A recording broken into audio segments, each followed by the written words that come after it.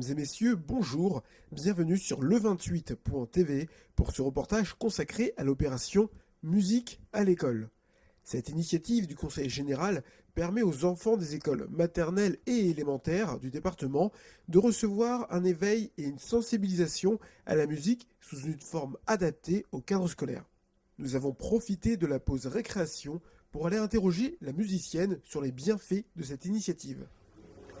L'éveil des enfants par la musique, ça fonctionne ? Oui, ça fonctionne très bien. Déjà, l'éveil corporel, on apprend à danser, à se déplacer en rythme.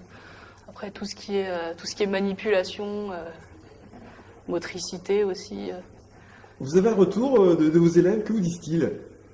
En fait, ils sont toujours pressés d'être la semaine suivante. Ils attendent musique vraiment avec impatience. Et souvent aussi, on entend parler par les parents. Les parents qui nous connaissent, ah, c'est Florine, prof de musique. En fait, ils en parlent aussi chez eux, donc ils sont vraiment intéressés par la musique. Et vous, personnellement, que pensez-vous de ce dispositif ? C'est très enrichissant pour tous les enfants du département qui en bénéficient. Pour les enseignants aussi, parce que les enseignants, ils n'ont pas forcément de formation pour l'éveil musical. Et aussi, nous, on apporte nos instruments personnels ou du conseil général. Ça leur permet vraiment de voir des musiciens en direct, jouer en direct. Et voilà, de découvrir tout ça, les instruments, les musiques, pouvoir se déplacer, danser, jouer, chanter. Il y a vraiment plein de choses à découvrir. Le président de la commission culture, en charge du projet Musique à l'école, répond à nos questions. Alors, Musique à l'école est un dispositif du Conseil général. Pouvez-vous nous présenter ce projet ? La musique à l'école, c'est ce qui permet d'offrir aux enfants du département, dans toutes les écoles primaires et maternelles qu'ils demandent, de l'enseignement musical. S'il n'y avait pas musique à l'école, il n'y aurait pas d'enseignement de musique dans les écoles du département.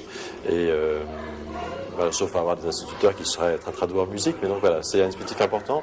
Ça touche 85 communes cette année qui montent des projets, alors des projets qui s'étalent sur en général une dizaine de séances, donc une dizaine de semaines, avec des séances d'initiation à la musique, comme c'était le cas aujourd'hui. On les a vus se familiariser avec les rythmes, reconnaître les instruments, etc.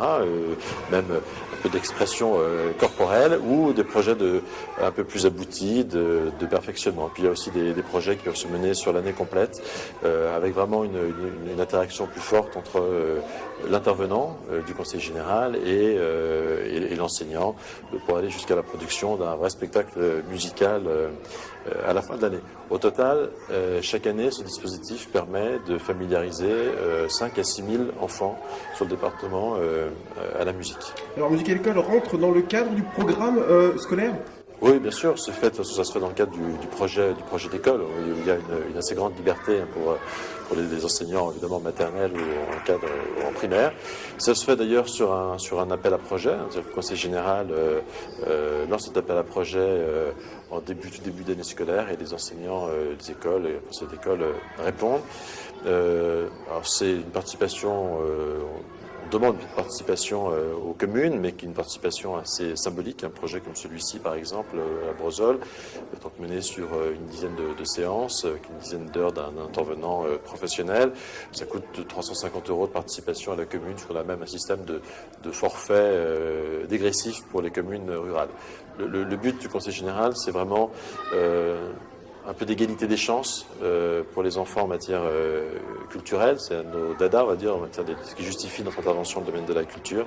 Il n'y a pas de raison que l'accès à la culture soit réservé aux enfants et aux citoyens, je dirais, des grandes villes, les musées, les concerts, l'enseignement de la musique soit réservé aux habitants des grandes villes. Donc avec ce dispositif, on amène vraiment l'éducation artistique, la sensibilisation à une forme de culture qu'est la musique dans les plus petites écoles du département, dans tous les recoins du département.